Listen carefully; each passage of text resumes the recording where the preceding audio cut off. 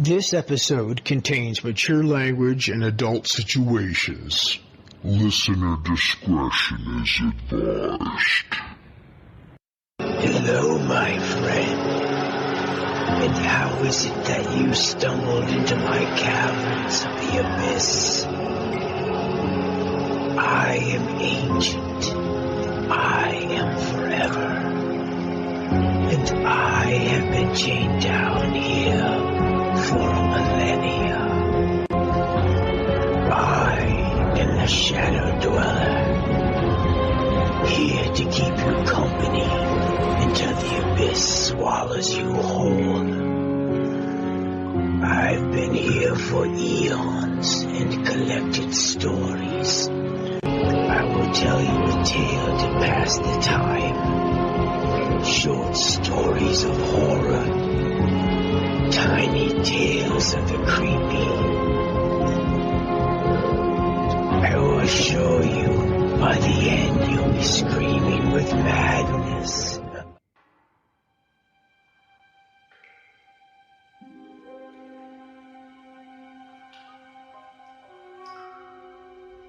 Hell am I? How'd I get here?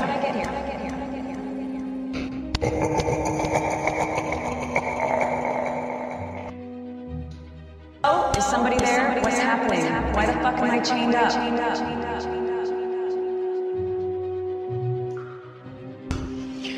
I hope you've been enjoying your stay in my caverns of the abyss. Morbid Morsals is a new chapter of terror, a short tale of madness to, let's just say, carry your tremendous suffering over to the longer, fuller episodes. So until then, my friends, I've got another poor, unfortunate soul to torture. My apologies if the chains are too tight. Wouldn't want you wandering around down here in the dark. You never know what you bump into. Or for that matter, what would bump into you. Let me go.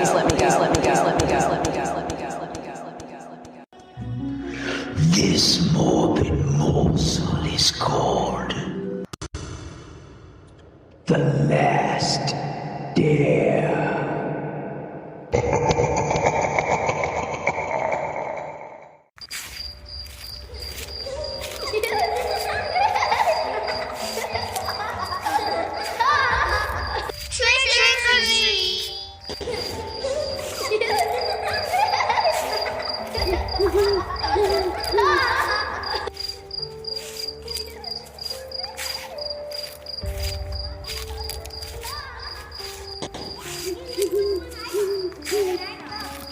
It was a chilly Halloween night in the small town of Maplewood, where children laughed and shouted in the streets dressed in costumes, hoping for candy and maybe of a little scare. Every year there was a house that one kids all dared each other to visit, the old crumbling mansion at the end of Darkwood Street. This year, 3 friends, Max, Ella, and Josh, would take on the dare. They'd heard the stories, of course, about a crazy old woman who lived there. Some even whispered she was behind the disappearances of children over the years, but nothing was ever proven.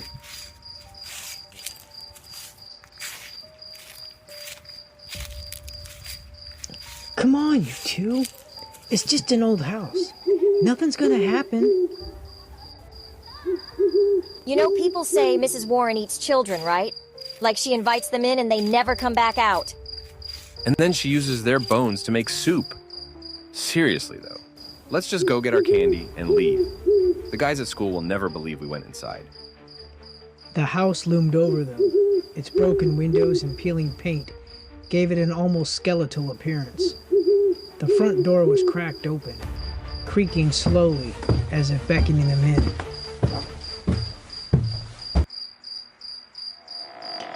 Okay, in and out. One piece of candy each. We don't even have to see her.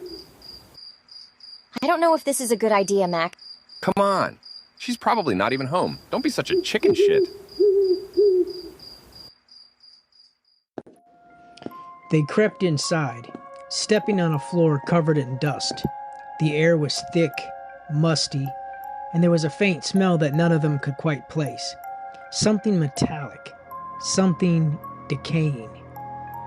They shuffled through the dimly lit hallway, their flashlights barely cutting through the darkness. They were almost to the stairs when Ella stopped, pointing to a door half hidden behind a fading curtain. Guys, look, should we check it out? Sure. What's the worst that could happen? Besides, if anything does, we fucking run. The three of them hesitated, then slowly pushed the door open. The room was filled with strange trinkets, jars lined up on the shelves. Some were filled with a cloudy liquid. In one of them, a small preserved hand floated. What the hell is this? I think these are parts of kids. Oh my god, I'm going to fucking puke. Gross. Suddenly, a soft voice echoed from the shadows. Who's there? Little ones out after dark? How delightful. Come closer. So, tell me, what do you want? Is it a treat? Or maybe a trick?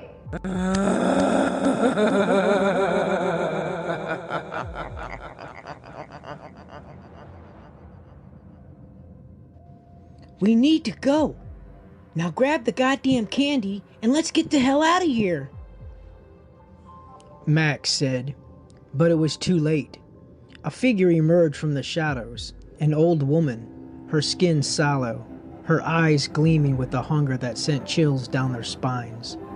She smiled, revealing teeth far sharper than any grandmother should be. She smelled of old mothballs and death. Well, what is it? A trick or a treat? The door, it's locked. Holy shit. You children came here of your own free will. And on Halloween night, how could I resist? So much easier when they come to me, said the spider to the flies. You taste so much better when you're afraid. Mrs. Warren moved slowly, savoring their terror. She reached out a long, claw-like hand towards Josh, who shrieked, backing up into dusty shelves.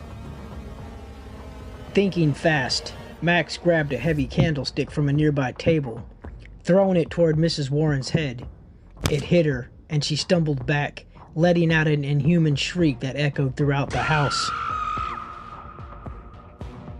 Run while she's down. That's what you get, you creepy old bitch.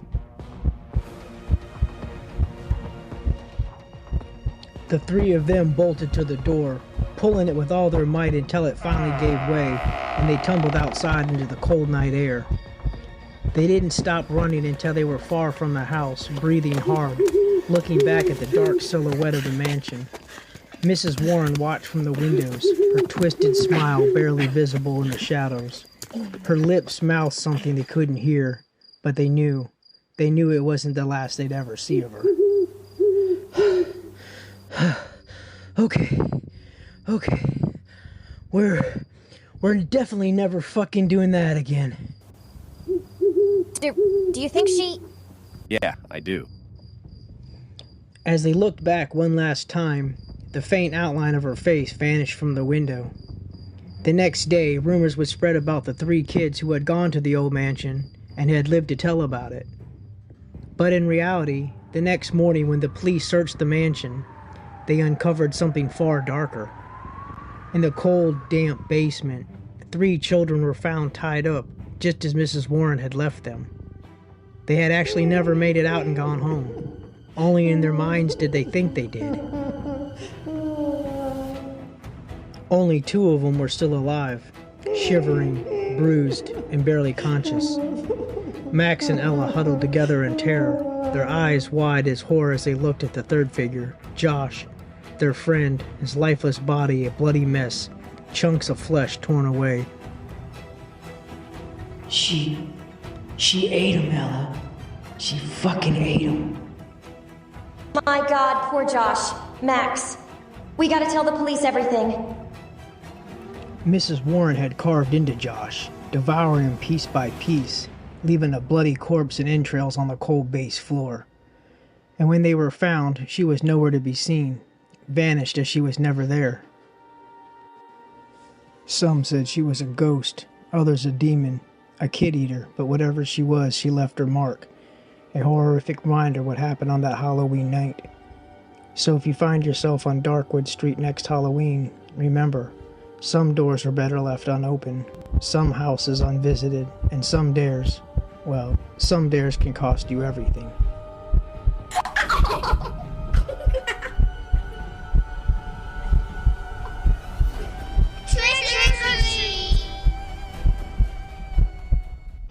In shadows deep where lost things creep, the moonlight fades, the night grows steep. Beware the whispers soft and sly, for they're the ghosts who never die. With bony fingers cold as stone, they reach for those who walk alone. On Halloween, beware the chill, for restless spirits roam at will. Halloween night, a time of ghouls, ghosts, and plenty of tricks and treats. But for Max, Ella, and Josh, the three teenagers set out to get some street cred on a dare, and thought they'd have school stories to share with their school friends. But on this night, instead of coming back with some candy, they've got nothing but nightmares and one less friend. And as for Mrs. Warren, looks like she ended up with the best treat of all.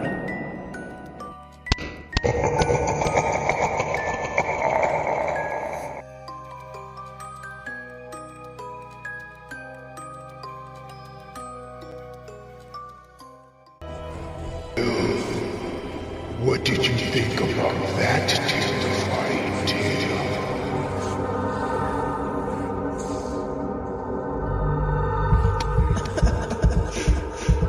What the hell do you want from me?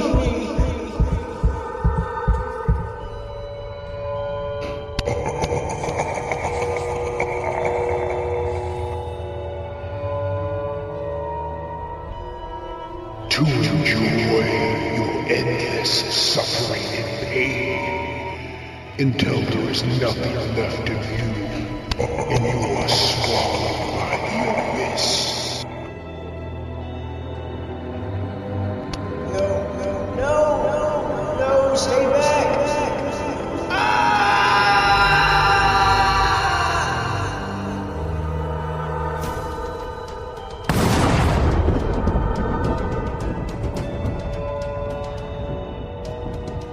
As the caverns of the abyss takes you, I patiently await the next mortal that finds their way here to me. Your dark thoughts always lead you to me. So, my friends, until next time, I look forward to tasting your fear.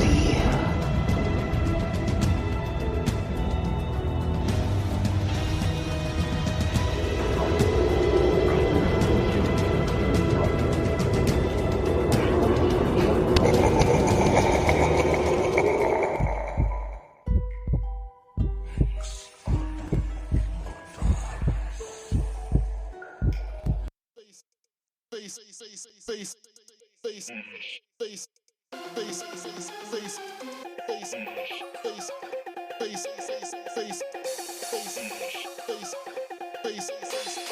Into the Abyss has been a Darkshogun production in association with Twisted Souls Media. Hi, I'm Troy Bursch, creator and producer of the short horror story audio podcast Into the Abyss. If you like what you're hearing so far, please consider leaving me a 5-star rating and review wherever you can. This helps get my show out there to listeners just like you. Also, like, subscribe, download, and hit the notification bell. That way you'll get a heads up every time a new episode drops. Thanks to everyone who listened so far, and I'll have my information in the show notes. Thanks. Follow me on Facebook or Instagram. Facebook is into_the_abyss_podcast. Instagram is into_the_abyss_podcast. Or go ahead and shoot me an email, troy@intotheabysspodcast73.com. Check out my new website, intotheabysspodcast.godaddysite.com. It's going to be about what the podcast is about, who the Shadow Dweller is, have episode and show art, Behind the Shadows blogs, direct episode links to listen to. Also, check out some dope stickers in the merch store. Show some suffering support by repping your favorite host, the Shadow Dweller. When you're checking out the website, be sure to check out DJ Trillim tracks. These are most of the songs that I make up to put in the show's outros. These are sick, dope beats to keep your heads ringing. I have the Q&A feature on Spotify as well. Drop me a comment or ask a question and I'll definitely respond. Thanks again for listening and downloading. Keep sharing the show, either through social media or with your friends or family.